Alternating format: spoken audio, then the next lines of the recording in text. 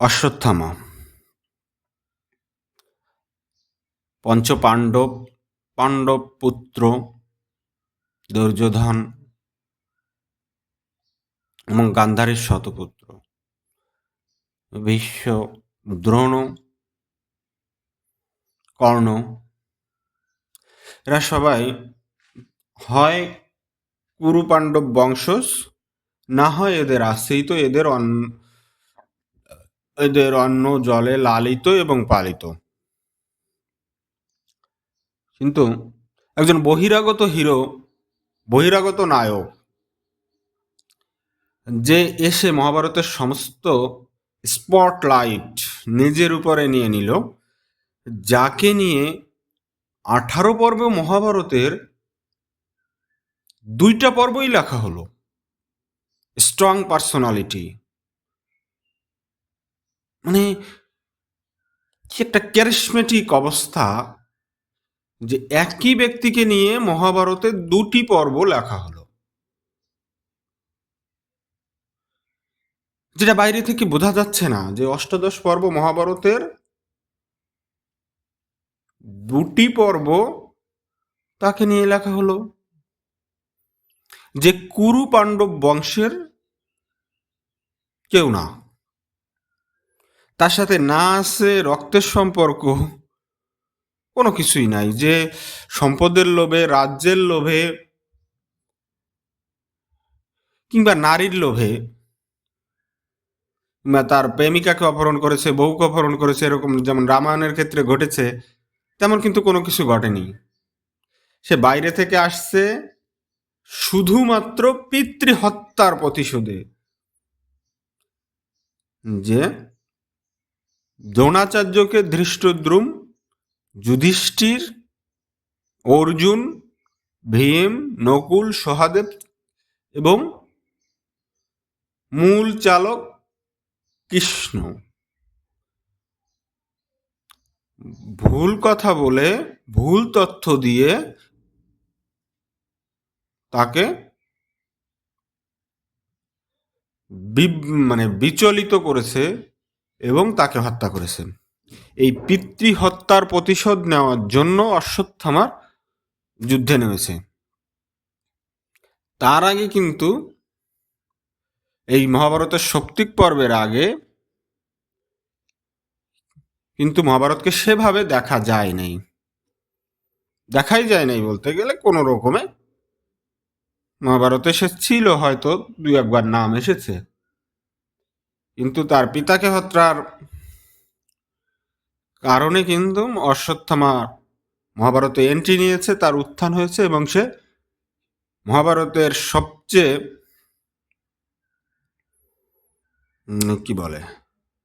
কি বলা যায় যে সফল বহিরাগত হিরো হিসেবে সে এন্ট্রি নিয়েছে, যে কুরু পাণ্ডব ব্যতীত যে ব্যক্তি যে ইতিহাসে ঠাঁই করে নিয়েছে। কোন অভিশাপ, আমার একটা গান ছিল এরকম, কোন অভিশাপে চিরঞ্জীবী অশ্বত্থামা, কোন অভিশাপে অর্জুন বিহাল্লা, লা লা না না না না না না না না না লা লা লা লা লা লা লা লা লা লা লা লা আচ্ছা, এবার আসি যে অশ্বত্থামার মায়ের নাম কি। অশ্বত্থামার বাবার নাম, পিতার নাম দ্রোণাচার্য, সবাই জানে। দ্রোণাচার্য পুত্র অশ্বত্থামা, কিন্তু তার মায়ের নাম কি? তার মায়ের নাম কি? What is the name of his mother? তার মায়ের নাম কৃপ, যে এক অপ্সরার সন্তান কৃপ। দ্রোণাচার্য কৃপের সন্তান হচ্ছে অশ্বত্থামা। অশ্বত্থামাকে ধরা হচ্ছে বা বোঝা যাচ্ছে যে মহাকাল, সৃষ্টি, স্থিতি, প্রলয় এবং পাপের প্রায়চিত্ত অর্থাৎ কর্মফল ভোগের যে একটা মাধ্যম পাণ্ডবদের জন্য, যে তোমারে বধিবে যে গোকুলে বাড়িছে, অর্থাৎ পাণ্ডবরা যে অন্যায় করেছে, যে বড় বড় যোদ্ধাদের অন্যায়ভাবে, অন্যায় যুদ্ধে, অন্যায় পরিকল্পনার মাধ্যমে ফাঁসিয়েছে, প্রতারণা করে ফাঁসিয়েছে এবং তাকে মৃত্যু করতে বাধ্যবরণ করেছে। যেমন অশ্বত্থামা হত বলে দ্রোণাচার্য ক্রিয়া করেছে, বিশ্বর সামনে শিখণ্ডীকে এগিয়ে দিয়েছে, হিজলা শিখণ্ডীকে এগিয়ে দিয়েছে, দিয়েছে না? কর্ণের রথের চাকা বসে গেলে সেখানে তাকে মেরেছে। আর শল্যকে আমার চিরদিনই অপছন্দের একটা ব্যক্তি মহাভারতের, সে পাণ্ডবদের মাতুল, সে দুর্যোধনের পক্ষে যুদ্ধ করলেও সে কাজ করেছে মনে মনে ইয়ার জন্য, বলে পাণ্ডবদের জন্য। ওকে কোনোভাবেই ইয়া বলা যায় না, মানে দুর্যোধনের পক্ষে যোদ্ধা বলা যায় না, বলাই যায় না, শালা প্রতারক। তো যাই হোক, এদের যে ভাবে মারা হয়েছে, যেভাবে ধর্মযুদ্ধের নামে অন্যায়ভাবে তাদেরকে মারা হয়েছে, তো কিন্তু এই অশ্বত্থামাই আসে সমস্ত কিছুর প্রতিশোধ নিয়েছে, সে সমস্ত কিছুর প্রতিশোধ নিয়েছে। এবং কি বলে মহাদেব, সৃষ্টি স্থিতি প্রলয়, মহাকাল, ক্ষয়কাল যাকে বলে, ক্ষয়কাল, কাল আসন্ন হয়ে গেছে, ধ্বংস আসন্ন হয়ে গেছে, পাপের বোঝা পূর্ণ হয়ে গেছে, এখন তুমি ফল ভোগ করো। যে গান্ধারীর শতপুত্র মারা হয়েছিল, এবার পাণ্ডব, শ্রীকৃষ্ণ, তুমি ফল ভোগ করো। মহাভারতের স্রষ্টা কিন্তু কাউকে নিরাশ করেনি, কোনোভাবেই নিরাশ করেনি। অশ্বত্থামার পিতাকে দৃষ্টদ্যুম্ন মেরে ফেলেছিল সৌপ্তিক পর্বে, মহাভারতের সৌপ্তিক পর্বে, কিন্তু অশ্বত্থামা দৃষ্টদ্যুম্নকে মেরেছে এবং পাণ্ডবদের ছেলেদের মেরেছে। যখন দুর্যোধন এবং ভীমের গদা যুদ্ধটা হলো, অন্যায় গদা যুদ্ধে ভীম কিন্তু কি করলো, দুর্যোধনের উরুতে আঘাত করলো শ্রীকৃষ্ণের ইশারায়। বলরাম তখন রেগে গিয়েছিল যে অন্যায়ভাবে তাকে মারলে। দুর্যোধন তো ডাইরেক্ট স্বর্গে গেল একমাত্র যোদ্ধা হিসেবে, সবাই তাকে স্বাগত জানালো। এবার এন্ট্রি হলো, then comes the Baahubali of Mahabharat, the biggest elephant of Mahabharat. Ashwatthama এলো, বন্ধু দুর্যোধন, এসো বন্ধু। কি হলো বন্ধু, আমার পিতাকে মারলো, তোমাকেও মারলো, এবার তো অশ্বত্থামা এত সময় ঘুমিয়েছিল, এবার তার ঘুম ভাঙলো, কুম্ভকর্ণের ঘুম এবার তার ভাঙলো,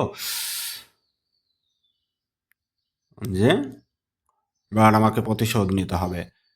কিন্তু ইয়া পর্বে কিন্তু এখন আর কোনো যোদ্ধা অবশিষ্ট নাই, কি বলে যে ধৃতরাষ্ট্রের সন্তানদের পক্ষে এখন কিন্তু আর কোনো যোদ্ধা অবশিষ্ট নাই, শুধু আছে উরুভঙ্গ, দুর্যোধন, এরপরে কৃতবর্মা, কৃপাচার্য, এই তিনজন বেঁচে আছে। তাও তারা রাতের বেলায় আসছে দুর্যোধনকে লুকিয়ে দেখতে। তখন এমন একটা পরিস্থিতি আসতো, তখন যদি তারা দিনে আসতো, তখন কিন্তু ভীম, অর্জুন, নকুল, সহদেব এরা কিন্তু তাদের মেরে ফেলে দিতে পারত।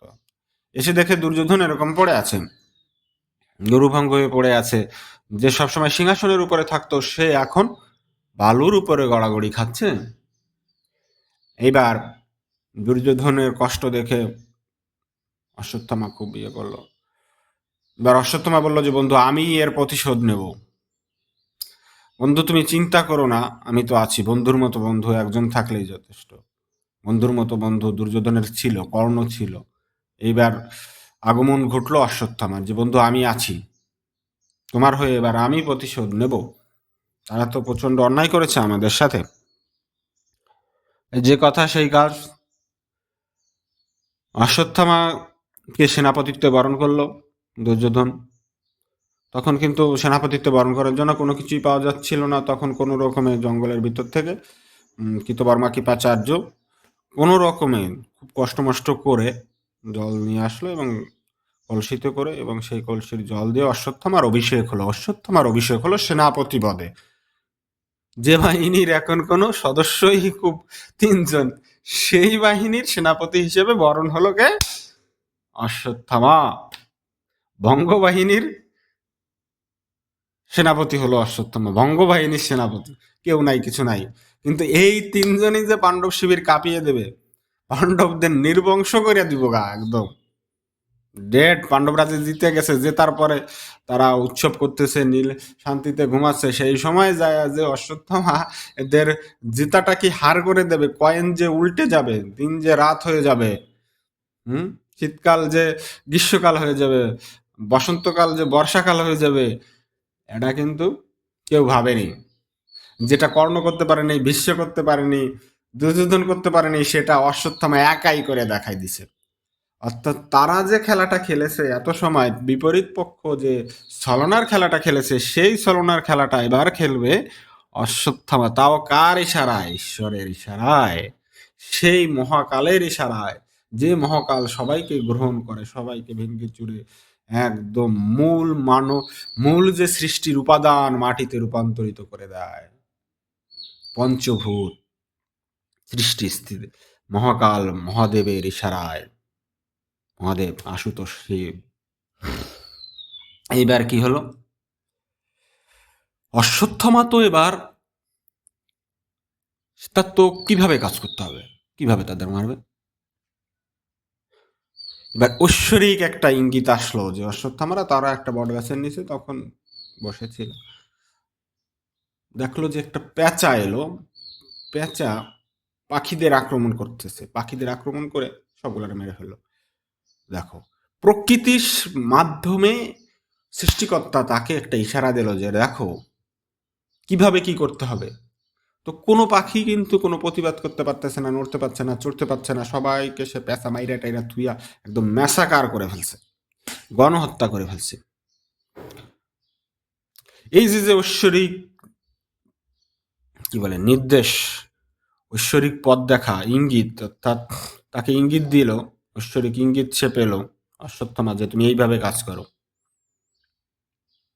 এটাই কিন্তু মহাকালের কেরিশমা, এটাই মহাকালের কেরিশমা। অশ্বত্থামা এই যে ঐশ্বরিক যে একটা ইঙ্গিত পেল, অর্থাৎ অনুমোদন পেল আর কি, অনুমোদন পেল, মহাকালের অনুমোদন পেল, হ্যাঁ, পথটাকে দেখাই দিল। যখন সকল দুয়ার বন্ধ, তখন হঠাৎ দেখলো যে আরে এত বড় দুয়ার খোলা, যেখান থেকে শুধু আমি না সবাই যেতে পারবে, তাই না? হুম, এমন একটা ব্যাপার। ঠিক আছে, তখন সে কিন্তু অশ্বত্থামা তার যে কৃতবর্মা এবং কৃপাচার্য এদের সাথে বললো যে আমরা রাতেই পাণ্ডব শিবির আক্রমণ করব। হুম, তো প্রথমে তারা একটু দ্বিধাদ্বন্দ্বে ছিল কৃতবর্মা কৃপাচার্য, যেটা সম্ভব কিনা, আমরা তিনজন পারবো কিনা। কিন্তু পরবর্তীতে তাদের এই অশ্বত্থামা বললো যে না, যাবই। তাদের নিয়ে গেলে বললো যে আমি পাণ্ডব শিবিরে প্রবেশ করবো, তোমরা গেটে থাকবা, আমি আমাকে যারা পার করে আসতে পারবে তোমরা তাদের কচু কাটা করবা, হ্যাঁ, তাদের কচু কাটা করবা। তো বলছে ঠিক আছে, যে পরিকল্পনা সেই কাজ। তারা যখন অশ্বত্থামারা গেল, গেল কোথায় গেল, পাণ্ডব শিবিরে গেল রাতের বেলা। তারা যখন প্রবেশ করার চেষ্টা করছে, অশ্বত্থামা তখন পারছে না। তার পিতা কিন্তু তাকে সকল ধরনের অস্ত্র শিখিয়েছিল, দিব্যাস্ত্র শিখিয়েছিল, ব্রহ্মাস্ত্র, মানে যত ধরনের অস্ত্র ছিল সবই তাকে শিখাইছে আর কি। যেহেতু সে দ্রোণাচার্যের সন্তান, পিতৃস্নেহে সমস্ত কিছু তাকে শিখিয়েছে। সে সমস্ত অস্ত্র প্রয়োগ করেও মহাভারতের দ্বার রক্ষককে, যে শিবিরের যে দ্বার রক্ষক পাণ্ডবদের, তাকে পরাজিত করতে পারছে না। সেই সেখানে দ্বার রক্ষক সব কিছু সে তার বাণগুলোকে গ্রহণ করে ফেলছে, খেয়ে ফেলছে। তখন অশ্বত্থামা ভাবলো কি ব্যাপার, এই যে যে দ্বার রক্ষকে কে, হু ইজ দিস পার্সন। এই অস্ত্রগুলি তো এই তীর, এই অস্ত্র, এই ব্রহ্মাস্ত্র, এই দিব্যাস্ত্র, এইগুলো তো কোনোভাবে এই একজন সাধারণ মানুষের পক্ষে এটা গ্রহণ করা সম্ভব না। এত সময় তো পৃথিবী ধ্বংস হয়ে যাব, হ্যাঁ, পৃথিবী ধ্বংস হয়ে যাওয়ার কথা। তখন সে বুঝতে পারলো যে এখানে নিশ্চয়ই কোনো প্যাচ আছে, কোনো ঘটনা আছে। সে কি করলো, সে সেই দেবের তাকে বললো যে তুমি কোন দেব, তাকে প্রার্থনা করে অভিবাদন করে বললো যে তুমি কোন দেব, কোন দেবতা, এখানে কেন, কি কারণে এই সময় পাঠাতে এসছে। তাকে তার কাছে আশ্রয় প্রার্থনা করলো এবং তাকে পূজা করতে শুরু করলো। তখন দেখা গেল যে এই যে দেবাদিদেব শিব, এখন তিনি শিব, যিনি পাণ্ডব শিবির রক্ষা করছেন। অর্জুন যুধিষ্ঠির এবং শ্রীকৃষ্ণের প্রার্থনায় তিনি 1 বছরের জন্য এই পাণ্ডব শিবির রক্ষার দায়িত্ব শিব নিয়েছিলেন। এই সময় কেউ পাণ্ডব শিবিরে শত্রুপক্ষ প্রবেশ করতে পারবে না। মহাদেব শিব স্বয়ং এখানে পাহারাদার হিসেবে নিযুক্ত হয়েছেন। কত বড় একটা সিকিউর সৈন্যবাহিনী এবং সেনানিবাস, চিন্তা করা যাচ্ছে। মহাদেব শিবই যেখানের রক্ষক হয়ে আছে, সেখানে তো বাইরের কেউ ঢোকার প্রশ্নই ওঠে না। তো তখন অশ্বত্থামা শিবের উপাসনা করলেন এবং যজ্ঞ করলেন, এবং সেই যজ্ঞে নিজেই আহুতি দিবেন যে আমি বাইসে থাকতে আমি পিতৃহত্যার প্রতিশোধ নিতে পারছি না, বন্ধু হত্যার প্রতিশোধ, আমার বাইসে থাকে কি হবে, আমি মরেই যাব। তখন শিব তার যজ্ঞে নিজেকেই সে মহাদেবকে মানে আহুতি দিবে। অশ্বত্থামা নিজেই আগুনে পুড়ে মরে যাও, যা বাঁচব না আমি। তখন মহাদেব তার মানে প্রার্থনা সন্তুষ্ট হলো এবং তাকে বললেন, ঠিক আছে, আমি হিসেব করে দেখলাম যে গতকালই এই চুক্তির মেয়াদ, অর্থাৎ যে কথা দিয়েছিল কথার মেয়াদ শেষ, চুক্তির মেয়াদ শেষ, সমঝোতা স্মারক যে স্বাক্ষর করেছিল তার মেয়াদ শেষ হয়ে গেছে গা। অর্থাৎ আমি আর এখন এটা গ্রহণ করব না। দয়াময় শিব, আশুতোষ শিব, অর্থাৎ অল্প যিনি তুষ্ট হন তিনি হচ্ছেন আশুতোষ ভোলানাথ, ভুলে যান, তিনি সবকিছু ক্ষমা করে দেন, এই জন্য ভোলানাথ। আশুতোষ অল্পতে তুষ্টি হন। মহাকাল, তিনি সবকিছুকে ধ্বংস করে দেন। যখন যাকে ধ্বংস করা প্রয়োজন, বেড়ে গেছে, অতি বেড়ে গেছে, ওকে কেটে দাও, ধ্বংস করে দাও, এমনই অবস্থা। তো মহাকাল শিব অশ্বত্থামাকে সন্তুষ্ট হলেন এবং তাকে তার নিজের যে খড়গ সেটা উপহার দিলেন, যে যাও তুমি এটা নিয়ে ঢোকো ভাই, এটা নিয়ে ঢোকো আমার ভক্ত, তুমি এই মহাকালের কর্তব্য তুমি পালন করো, অশ্বত্থামা। এবং শিব অশ্বত্থামাকে আশীর্বাদ পুষ্ট করলেন। এবার তো সেই দি ম্যাজিক কি, অর্থাৎ জাদুর চাবি পেয়ে গেল কে, অশ্বত্থামা। জাদুর চাবি, the magic sword, the most powerful sword, সবচেয়ে শক্তিশালী খড়গ পেয়ে গেল অশ্বত্থামা। আর কে তাকে থামায়? তিনি এবার নিয়তি এবং পুরুষ, অর্থাৎ ভাগ্য এবং কর্ম, দুটেই পক্ষ চলে আসলো কার? অশ্বত্থামা। কোনো সময় কিন্তু একটা জয়ী হতে পারে না, হয়তো পুরুষ পরিশ্রম করছে কিন্তু ভাগ্য তার পক্ষে নাই, তাহলে সে জয়ী হতে পারছে না। আবার শুধু ভাগ্য আছে কিন্তু সে পরিশ্রম করছে না, তখন কিন্তু সে জয়লাভ করতে পারবে না। নর এবং নারায়ণ জুটি বলে যে কথা আছে, সেরকম যে নিয়তি এবং কর্ম, পৌরস্য এবার অশ্বত্থামার পক্ষে চলে আসলো, অর্থাৎ সৃষ্টিকর্তা তার পক্ষে আছে এবং সৃষ্টি সৃষ্টি স্থিতি লয় তাকে হাতিয়ার তুলে দিয়েছে যে তুমি এবার ধ্বংসের খেলায় মেতে ওঠো, তুমি এবার ব্যালেন্স রাখো, পৃথিবীকে ব্যালেন্স করতে হবে। তো left hand right equal to right, left hand side, অর্থাৎ বাম পক্ষ equal to right hand side, অর্থাৎ ডান পক্ষ, বাম পক্ষ সমান ডান পক্ষ, তবে একটা ব্যালেন্স থাকবেন। নিক্তির দুই পাল্লা, মহাকালের নিক্তির দুই পাল্লা সমান থাকবে।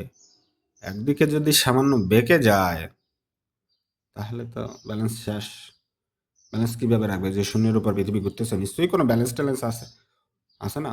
যে অভিকর্ষ মহাকর্ষ কি বলে, সামথিং ব্ল্যাক হোল এরকম কিছু বলে না, তেমনি ব্যালেন্স হচ্ছে ব্যালেন্স। তো সেরকম এবার অশ্বত্থামা প্রবেশ করলো শিবের খড়গ নিয়া।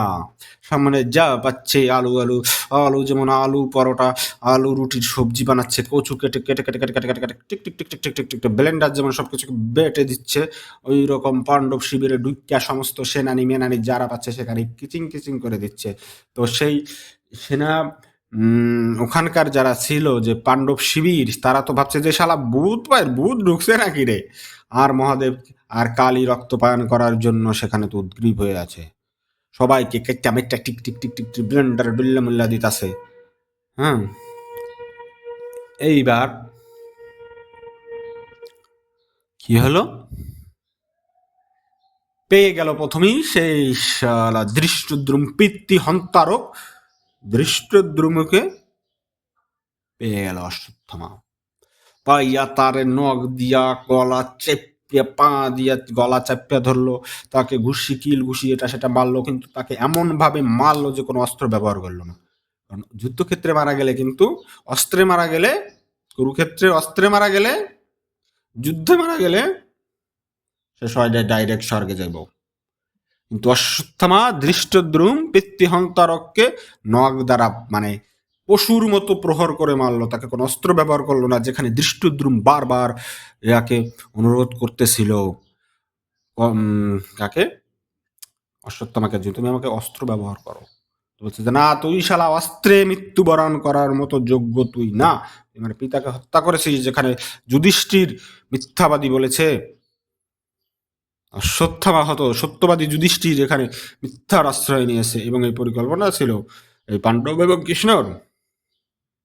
ঠিক আছে, দৃষ্টদ্যুম্নকে পশুর মতো মাইরা একটু শান্তি পাইল অশ্বত্থামা। এরপরে পালো বিশ্বহন্তারক, বিশ্বকে পিতামহ বিশ্বর হত্যারক শিখণ্ডী। শিখণ্ডীর ও টিকিং টিকিং করে দিয়েছে, টিকিং টিকিং। এরপরে আসলো, এরপরে তো সেখানে আরো আরো মেলা, রথের সারথি মারথি এগুলো বিভিন্ন কিছু ছিল আর কি, মেলা সৈনিক টনিক ছিল, সবাই সবাই ভাবতেছে কালী, মহাদেব এবং কালী এখানে পাণ্ডব চালাচ্ছে। ঠিক আছে, এবার কি হলো, এইবার সে প্রবেশ করলো সেই জায়গায় যেখানে পাণ্ডবরা থাকে। কিন্তু পাণ্ডবরা তখন শিবিরে ছিল না, তারা অন্য জায়গায় গিয়েছিল তর্পণ তর্পণ করতে, অন্য কাজে সেখানে ঘুমিয়েছিল। তা পাণ্ডবদের 5 ছেলে পেলে, 5 ছেলে। অশ্বত্থামা তাদেরকে ভাবলো এরাই পঞ্চপাণ্ডব, তাদেরই রাতের অন্ধকারে হত্যা করে গলা কেটে নিয়ে এসে, গলা কাটতে নিয়ে এসে, দেখো কতটা ক্ষোভ, কাটছে এবং মাথাটা সাথে করে নিয়ে এসে, নিয়ে আইসা দুর্যোধনের কাছে উপহার দিচ্ছে যে দেখো আমি পাণ্ডবদের কাটে নিয়ে এসেছি, মাথা কেটে নিয়ে এসেছি। দুর্যোধন তো খুশি প্রথমে, সুপার কাজ করছো, রাতের বেলা অন্ধকারে বুঝতে পারে নাই। পরে যখন দুর্যোধন পা দিয়ে এদের ভাবছে যে মুন্ডু চূর্ণ করে ফেলবে, তখন তো সহজেই ভেঙে যায়। তখন দুর্যোধন বুঝতে পারছে যে না, আমি তো এত সহজে ভীমকে মারার চেষ্টা করছি, তা নকুল সহদেব অর্জুন এদেরকে মারার চেষ্টা করছে, এদের মাথা তো এত সহজে ভেঙে যাওয়ার কথা না, বিচূর্ণ হয়ে যাওয়ার কথা না। তাহলে এখানে নিশ্চয়ই কোনো ভুল হয়েছে, সেখানে নিশ্চয়ই কোনো ভুল হয়েছে। অশ্বত্থামা হয়তো পাণ্ডবদের মারতে যে পাণ্ডবদের সন্তানদের মেরে ফেলেছে। আরে অশ্বত্থামা, তুই এটা কি করলি? এটা তো করার কথা ছিল না। এইবার দুর্যোধন খুব ব্যথিত হলো যে শিশুদের হত্যা করা হলো। তো ব্যথিত হলেও এখন তার কিছু করার নাই, যা ঘটার তা তো, যা করার তা করে গেছে, কি কালাচরা। হ্যাঁ, বাসর রাত শেষ, যা হওয়ার তা তো হয়ে গেছে, এখন আর কান্দাকাটি করে তো লাভ নাই। তো দুর্যোধন ব্যথিত হলো, আনন্দিত হলো, হরিষে বিষাদে যে কথাটা বলে, যে যাক, সে এবার শান্তিতে মৃত্যুবরণ করতে পারবে দুর্যোধন। হ্যাঁ, দুর্যোধন শেষ নিঃশ্বাস শান্তিতে, শুধুমাত্র অশ্বত্থামার এই বীরত্বের কারণে শান্তিতে সে মৃত্যুবরণ করলো। শান্তিতে মৃত্যুবরণ করতে পারলো। এবং সে দেখো, বন্ধুকে বন্ধু যে শ্রেষ্ঠ উপহার, পিতাকে সন্তান যে শ্রেষ্ঠ উপহার দিতে পারে, শ্রেষ্ঠ সন্তান শ্রেষ্ঠ বন্ধু, তার কর্মের মাধ্যমে অশ্বত্থামা প্রমাণ করে দিল। এবার আসো কাহিনী, এবার দি রিভার্স গেম। পাণ্ডব শিবিরে কি প্রতিক্রিয়া হয় আমরা সেটা দেখে আসি। কি হইলো প্রতিক্রিয়া? ভীম, অর্জুন, নকুল, সহদেব, অর্জুনরা যখন এসে দেখলো যে তাদের শিবিরে এরকম মেসাকার হয়ে গেছে, মুন্ডু সেদিন তাদের সন্তানরা, এবার তো তাদের প্রলয়, কান্নার প্রলয়ে ভেসে গেল পুরো শিবির, পুরো স্থান। ভেসে গেল না? তখন দ্রৌপদী হাহাকার করতেছে, সবাই হাহাকার করতেছে, অর্জুন হাহাকার করতেছে, সবাই যে কি হলো, আমরা তো জিতেও হেরে গেলাম, আমাদের কোনো বংশধর তো এখন আর থাকলো না, শেষ নির্বংশ, পাণ্ডব শেষ। শকুনির সেই পরিকল্পনা যে শালা তুমি আমার বংশকে ধ্বংস করেছো, শকুনি, ওই যে শকুনি যে প্ল্যান করেছিল, শকুনির পিতা গান্ধার রাজ শকুনিকে কারাগারে তার পায়ে আঘাত করেছিল, যাতে তার পায়ে আঘাত হওয়ার ফলে, শকুনি পায়ে আঘাত হয়ে সে সারা জীবনের জন্য খোড়া হয়ে যায়। দেখ, তুই বেটা চিহ্ন রাখ যে তুই তোর পিতাকে এরা হত্যা করেছিল, তুই হাঁটবি আর মনে করবি যে আমার শত্রু কারা, তুই খোড়া হয়ে থাক, যাতে তুই প্রতিশোধ থেকে পিছনে ফিরে না তাকাস। হ্যাঁ, শকুনিও কিন্তু বিয়ে করছে কিনা আমি জানি না, এ সম্পর্কে শকুনির বউ আছে কিনা আমি সেটাও জানি না, কিন্তু অশ্বত্থামার কিন্তু বউ নাই, সে কিন্তু কোনো নারীর প্রেমে মত্ত হয় নাই, নারীর কোনো প্রেমিকাও তো তার দেখি নাই, মহাভারতে দেখি নাই, কোনো বউও তো দেখি নাই, শকুনিরও আমি দেখি নাই। তো সেই ঘটনা, এই যে কুরু বংশ গেল গা, পাণ্ডব বংশ গেল গা, নির্বংশ হয়ে গেল। পাণ্ডব বংশ নির্বংশ এক কথায় বলছি যে কৃষ্ণের এসে কিন্তু পরীক্ষিতে, অভিমন্যুর ছেলে পরীক্ষিতকে বাঁচিয়ে দিয়েছিল কৃষ্ণ, সেটা আলাদা কথা, সেটা ঐশ্বরিক ব্যাপার স্যাপার। কিন্তু এখানে এক কথায় মানে আমাদের লৌকিক দৃষ্টিভঙ্গিতে পারুবংশ শেষ, কুণ্ডবংশ পারুবংশ শেষ, পাণ্ডব বংশ শেষ, কুরু বংশ শেষ। শকুনি এখানে সফল হয়ে গেল। এখানে শকুনিকে একটু টেনে আনতে হয়, যে সকলে যে পরিকল্পনা করছিল অশ্বত্থামার মাধ্যমে, সেটা পরিপূর্ণতা পাইলো। হ্যাঁ, যা হোক। তো এইবার দুর্যোধন কান্নাকাটি করতে, যুধিষ্ঠির সবাই কান্নাকাটি করতেছিল, দ্রৌপদী কান্নাকাটি করতেছিল। তখন তারা বুঝতে পারলো, এবং সেখানে যে যারা দুই একজন বেঁচে ছিল তারা বললো যে অশ্বত্থামা এই কাজ করছে, আমরা তো অন্ধকারে ভাবছি যে ভূত ভূত ঢুকছে, আমরা সবাই হতবিহম্বল হয়ে পড়েছিলাম। হুম। যাও কিবার অর্জুন এবং এরা ভীম টিম এরা প্রতিজ্ঞা করলো যে এরা অশ্বত্থামাকে মারতে হবে। কিন্তু এরা সবাই ভয় পাইতেছিল যে অশ্বত্থামারে মারা এত সহজ না, সে দ্রোণাচার্যের পুত্র, দস্ত্রগুরু দ্রোণাচার্যের পুত্র, তার কাছে পৃথিবী সমস্ত সেই সময় অ্যাভেলেবল, অর্থাৎ সমস্ত ঐশ্বরিক লৌকিক বাণ আছে এবং অস্ত্র আছে, তার কাছে গেলে পাণ্ডবদের বাড়া শ্বাস করে দিব গা। সন্তান হারাইছে, এবার নিজেরাও মারবে।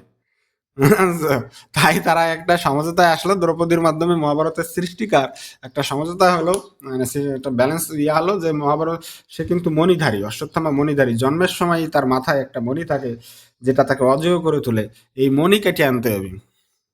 মণি যদি কেটে এনে দ্রৌপদীকে দেওয়া হয়, তাহলে দ্রৌপদী সারা জীবন বেঁচে থাকা, সন্তান হারানোর পরেও সে বেঁচে থাকার একটা সম্বল খুঁজে পাবে। দেখেন মহাভারতের সৃষ্টিকার কি যেন কত সুন্দর ব্যালেন্স করছে, যে অশ্বত্থামাকে মারার কিন্তু পঞ্চপাণ্ডবরাও ডাইরেক্ট কোনো সাহস দেখাইতে পারে নাই, কিংবা সাহস হয়ে ওঠে নাই। অর্থাৎ দেখা যাচ্ছে সে কি তাদের থেকেও বেশি অস্ত্র শস্ত্র জানে, এবং অশ্বত্থামা এত অস্ত্র শস্ত্র যাইতো, সে কিন্তু শ্রীকৃষ্ণের ইয়া চাইয়ে ফেলাইছিল, সুদর্শন চক্র চাইছিল। কৃষ্ণকে বলেছিল যে তুমি আমার একটা দিব্য অস্ত্র নাও, তোমার সুদর্শন চক্র দাও, আমি যাতে পৃথিবীর সবচেয়ে বড় বীর হতে পারি। শ্রীকৃষ্ণও এখানে কিন্তু একটু ফাজলামি করছে, সে বলছে যে তোমাকে আমি ঠিক আছে সুদর্শন চক্র আমি তোমারে দিলাম, তো তুমি যদি এটা তুলতে পারো তাহলে তুমি নিতে পারবা। অশ্বত্থামা অনেক চেষ্টা করেও কিন্তু সেই সুদর্শন চক্র তার হাতে তুলতে পারে নাই, যার কারণে সে নিতে পারে নাই। যদি সে তুলতে পারতো সুদর্শন চক্রটা, তাহলে কিন্তু অন্যরকম হইতে পারতো, সে সুদর্শন চক্রের অধিকারী হয়ে যেতে পারতো। যাই হোক, এবার তারা বলে যুধিষ্ঠির, অর্জুন, ভীম তাকে খুঁজতে খুঁজতে গেল, অশ্বত্থামা যে পথে গিয়েছিল সেদিকে খুঁজতে খুঁজতে গিয়ে দেখলেন যে অশ্বত্থামা সেখানে গিয়ে ব্যাসদেব এবং অন্যান্য মুনি ঋষিদের সাথে বসে আছেন, তাদের সাথে বিভিন্ন বিষয়ে আলোচনা করছেন। এবার তারা যখন অশ্বত্থামাকে মারতে গেল, তখন অশ্বত্থামা ভয় পেয়ে গেছেন আর কি, যে সে তো এখন আর যুদ্ধরত অবস্থায় নাই, সে দার্শনিক আলোচনা করছে ব্যাস দেব এবং অন্যান্য মুনি ঋষিদের সাথে। এদিকে অর্জুন এবং এদের পঞ্চপাণ্ডব শ্রীকৃষ্ণ সবাইকে একসাথে দেখে অশ্বত্থামা একটু ভয় পেয়ে গেছে। একটা যুদ্ধ, ছোটখাটো একটা যুদ্ধ শুরু হলো। এখন অশ্বত্থামা কি করলো, বাচ্চার জন্য তো করবেই, তার পিতা তাকে সমস্ত অস্ত্র শস্ত্র শিখাইছে না, সে দিব্যাস্ত্র বলছে ত্যাগ করছে। এই দিব্যাস্ত্র পৃথিবী ধ্বংস করে দিতে পারে, এত শক্তিশালী একটা অস্ত্র পাণ্ডবদের প্রতি, কৃষ্ণের প্রতি, অর্জুনের প্রতি। এইবার পাণ্ডবরা দেখছে, শ্রীকৃষ্ণ দেখছে যে দিব্যাস্ত্র তো পৃথিবী আমাদের ধ্বংস করে দেবে, তাহলে এটাকে প্রতিহত করতে হবে, তাহলে অস্ত্রকে অস্ত্র দিয়েই করা যায়, ক্রিয়াকে প্রতিক্রিয়া দ্বারাই রক্ষা করা যায়, আগুনকে পানি দ্বারা রক্ষা করা যায়, মানে নির্গুণ করতে হবে। তখন অর্জুনকে বলছে তুমি এর আবার দিব্যস্ত্র ছড়ো। এই তো দুই দিব্যস্ত্র যখন অর্জুনও ছুড়ল, তখন পৃথিবী পুড়ে যাচ্ছিল, সৃষ্টি ধ্বংস হয়ে যাইতেছিল অবস্থাটা এমন। তখন ব্যাসদেব এমন অবস্থা, সমস্ত পশু পাখি সাপ নাগ যারা ছিল সবাই মারা যাচ্ছিল। এবার তো অর্জুন এবং অশ্বত্থামাকে শ্রীকৃষ্ণ, ব্যাসদেব এবং অন্যান্য মুনি ঋষিরা বললো যে পৃথিবী তো ধ্বংস হয়ে যাচ্ছে, কোনোভাবেই সম্ভব না, পৃথিবীর আর বেঁচে থাকা সম্ভব না। তো পৃথিবী যদি বেঁচে না থাকে, মানে ধ্বংস হয়ে যায়, তাহলে তো সমস্ত কাহিনী শেষ হয়ে যায়, সমস্ত সভ্যতা শেষ হয়ে যায়। তাহলে কি করা? তো বললেন দুইজন দুইজনের অস্ত্র সম্বরণ করো। অর্জুন তার অস্ত্র সংবরণ করতে পারেন, কিন্তু অশ্বত্থামা পারলেন না, তার অস্ত্র তিনি সম্বরণ করতে পারলেন না। তখন ওই বান ছড়ার সময় অশ্বত্থামা বলছে যে পাণ্ডব বংশ নির্বংশ করে দাও। অশ্বত্থামা সংবোধন করতে পারে নাই। তখন সে বলছেন যে হ্যাঁ, আমার অস্ত্রের আমি যা বলছি সেটাই হবে, আমার পিতার শেখানো অস্ত্রতে আমি যেটা বলছি সেটাই হবে, এর অন্যথা হবে না। তাহলে কি করা? তাহলে বলছে যে অভিমন্যু, উত্তরার গর্ভে অভিমন্যুর যে অনাগত সন্তান আছে, গর্ভবতী যে উত্তরা, তার গর্ভে গিয়ে এই সন্তান পড়ুক, অর্থাৎ পাণ্ডব নারীদের গর্ভে গিয়ে এই দিব্যাস্ত্র পড়ুক, পাণ্ডব বংশের উত্তরাধিকার না মারা যাক, নির্বংশ হোক। কিন্তু শ্রীকৃষ্ণ বললেন যে ঠিক আছে, আমি এদের বাঁচিয়ে তুলবো, তুমি সেটাই বলো, যাতে বাঁচার জন্য মানে কাহিনী। তো ঠিক আছে, উত্তরার গর্ভে পড়লো, পাণ্ডব নারীদের গর্ভে পড়লো। পরীক্ষিত ছিল অভিমন্যুর ছেলে, সেও গর্ভে মারা গেল, কিন্তু মহান শ্রীকৃষ্ণ, চালিকা পুরুষ মহাভারতের, তাকে আবার বাঁচিয়ে তুললেন। এবার অশ্বত্থামা তো পাপ করছে, কর্মফল তো সবাই ভোগ করতে হবে, ভোগ করতে হবে না? সে যে শিশু অন্তরক করছে, হত্যার জন্য যে এটা করলেও সেটা তো পাপ, তার পাপ মুক্তি চাইতে হবে। তখন ব্যাসদেব শ্রীকৃষ্ণ মিলে আর একটা বোর্ড বসলো আর কি, বোর্ড বসে না, মেডিকেল বোর্ড, এটা বোর্ড, জুরি বোর্ড, এটা সেটা সবকিছু। একটা জুরি বোর্ডে ডিসিশন হলো যে অশ্বত্থামাকে তো তারা মারতে পারছে না, পাণ্ডবরা তো মারতে পারতেছে না, পাণ্ডবরা এতটা শক্তিশালী তখন নয়, অশ্বত্থামা সমানে সমানে যুদ্ধ, অশ্বত্থামা একটু বেশি বিগার হয়ে গেছেন এখন। তো তারা একটা বোর্ড বসে বলছে যে হ্যাঁ, ওটা গ্রাম্য সালিসির মতো, যে কি করা যায়, এটা তো ঘটে গেছে, এখন কি করা যায় বাবা, সরি বলো, একজন একজনকে সরি বলো, এবার একটা ক্ষতিপূরণ দাও। ক্ষতিপূরণ দাও, কি ক্ষতিপূরণ? তোমার মাথার যে মণি আছে এটা কেটে দাও, কেটে দাও, তোমার মাথায় যে মণি আছে সেটা কেটে দাও। কি করবে বলছে? ঠিক আছে, অশ্বত্থামা মানিয়ে নিল। অশ্বত্থামা এখানে কাহিনী আছে, মানিয়ে নেওয়া ছাড়া তো তার কোনো উপায় নেই। সে মেনে নিল,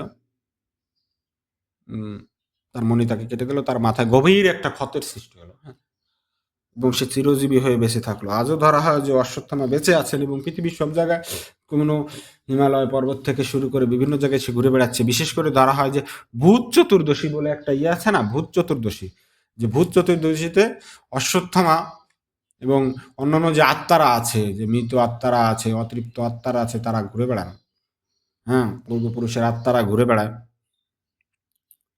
ঘুরে বেড়ায়, এবং তার যে মাথায় যে ক্ষত, যে যন্ত্রণা, এইটা সে কোনোভাবেই লাঘব হওয়ার জন্য, যে দেখুন মহাভারতের এই যে ভিলেন, যে হিরো, এর প্রতি কিন্তু জনগণের একটা সহানুভূতি, লৌকিক একটা সহানুভূতি জেগে উঠেছে, তার মাথার ইয়েটা কেটে নিয়ে গেল। এই জন্য ওই ভূত চতুর্দশীতে যে যে বলা হয়, কার্তিক মাসের কৃষ্ণপক্ষের চতুর্দশী তিথিতে যে 14টা প্রদীপ জ্বালানো হয় ভূত চতুর্দশী কার্তিক মাসে, হ্যাঁ, তখন এই প্রদীপের তেল সবাই, মানে শেষ প্রদীপের তেল অথবা একটা প্রদীপের তেল অশ্বত্থামার উদ্দেশ্যে মহিলারা এবং লৌকিক কালচার অনুসারে যারা এই ভূত চতুর্দশী পালন করে, তারা একটু সরিষার তেল দেয়, তেল অর্পণ করে অশ্বত্থামার উদ্দেশ্যে, যেতে পারে যে এই সরিষার তেলটা অশ্বত্থামার ওখানে লাগলে তার যন্ত্রটা কিছুটা লাঘব হবে। কতটা সিম্প্যাথি! তুমি চিরঞ্জীবী হয়ে বেঁচে আছো বাবা, তুমি বেঁচে আছো, আমাদের অন্তরে বেঁচে আছো। মহাভারত যারা পর্যন্ত পড়বে থাকে, কিন্তু অশ্বত্থামাকে হিরো হিসেবে তার মেনেই নিতে হবে, প্রতিশোধের রাজকুমার হিসেবে মেনে নিতে হবে। এবং অশ্বত্থামা গাছকেও অনেকে অশ্বত্থামার প্রতিনিধি হিসেবে ধরে নেয়, ভাবে যে হ্যাঁ, এটাই কাহিনী। কার্তিক মাসের শনি অথবা মঙ্গলবারে মহিলারা, মা কাকিরা তেল অর্পণ করে অশ্বত্থামার উদ্দেশ্যে। অশ্বত্থামা এখনো বেঁচে আছেন। চিরঞ্জীবী যে 7জন চিরঞ্জীবী আছে, ব্যাসদেব, হনুমান, বলি, আর কে কে আছে এরকম, পরশুরাম, এরকম আরো 7জন টোটাল, এরকম যে চিরঞ্জীবী আছেন, সেই অশ্বত্থামা চিরঞ্জীবী হয়ে বেঁচে রইলেন। এবং ওই যে বোর্ড হয়েছিল, জুরি বোর্ড, তো সেখানে শ্রীকৃষ্ণ তাকে অভিশাপ দিয়েছিল যে তুমি চিরঞ্জীবী হয়ে বেঁচে থাকো, এই ক্ষত মাথায়, এই ক্ষত নিয়ে বেঁচে থাকো, তুমি যে ইয়া করছো, এখন অভিশাপ তো এত কিছুই নাই। এবং পরে সে ব্যাসের সাথে বলছিল যে তুমি কোথায় থাকতে চাও, আমি কোথায় বনবাদারে ঘুরবো, আমি ব্যাসদেবের সাথে থাকতে চাই। ব্যাসদেব কিন্তু সেখানে হ্যাঁও করে নাই, নাও করে নাই। ব্যাসদেব জঙ্গলে প্রবেশ করলে অশ্বত্থামাও তার পিছন পিছন জঙ্গলে গমন করেছেন। অর্থাৎ ব্যাসদেব এখানে মৌন সম্মতি দিয়েছে, আসো তুমি আমার সাথে, আমাদের সাথে থাকো, আমার হাতে চেষ্টা করার সাথে থাকো। এইভাবে অশ্বত্থামা বেঁচে রইলেন। পাণ্ডবদের ধ্বংস, পাণ্ডবদের কর্মের প্রতিফল তারা পেলেন শ্রীকৃষ্ণ, যেমন ইয়া পাইছিলেন মৈশল পর্বে। তার কৃতকর্মের ফল তিনি ভোগ করেছে, ওখানে ইয়া হয়েছে যে যদু বংশ ধ্বংস হয়ে গিয়েছে। তো এটাই আমি চিন্তা করতেছিলাম যে মহাভারতের কত মানে ব্যাপক বা একটা কত বড় একটা প্রভাব রেখে গেছেন অশ্বত্থামা, যে তার একার জন্যই দুটো পর্ব লিখতে হয়েছে। সেটা হচ্ছে মৈশল পর্ব, ইয়া পর্ব কি বলে, একটা হলো সৌপ্তিক পর্ব আর একটা ঐশ্বিক পর্ব। হুম, ছোট হোক পর্ব, কিন্তু লিখতে তো হয়েছে দুটো। 18-র ভিতর দুটো বরাদ্দ রয়েছে এই অশ্বত্থামার জন্য, দি আনসাং হিরো। হুম, কর্ণ যদি স্বীকৃতিহীন বীর হয়, তাহলে অশ্বত্থামা প্রতিশোধের রাজকুমার, প্রতিশোধের রাজকুমার অশ্বত্থামা বেঁচে থাকলো বহিরাগত হিরো হিসেবে, যিনি আসলেন মহাভারতে এন্ট্রি নিলেন কোনো স্বার্থের জন্য না, শুধুমাত্র পিতৃহন্তার প্রতিশোধের জন্য যোগ্য সন্তান হিসেবে তিনি ত্যাগ করলেন এবং সকলের মনেই ঠাঁই করে নিলেন এই অশ্বত্থামা। দেশে থাকুক অশ্বত্থামা, যেখানেই থাকুক, কখনো যদি বুদ্ধতুল্য কোথাও সুযোগ পায়, আমি একটু তার জন্য প্রার্থনা করবো, আমি একটু তৈল অর্পণ করব তার জন্য, যাতে তার ক্ষত, শীতেলটা তার ক্ষততে লেগে তিনি একটু শান্তি পাক, ভালো থাকুক, যেখানেই থাকুক বেঁচে থাকুক, ভালো থাকুক। আমি চাই অশ্বত্থামা ভালো থাকুক, যন্ত্রণায় না থাকুক, ভালো থাকুক অশ্বত্থামা।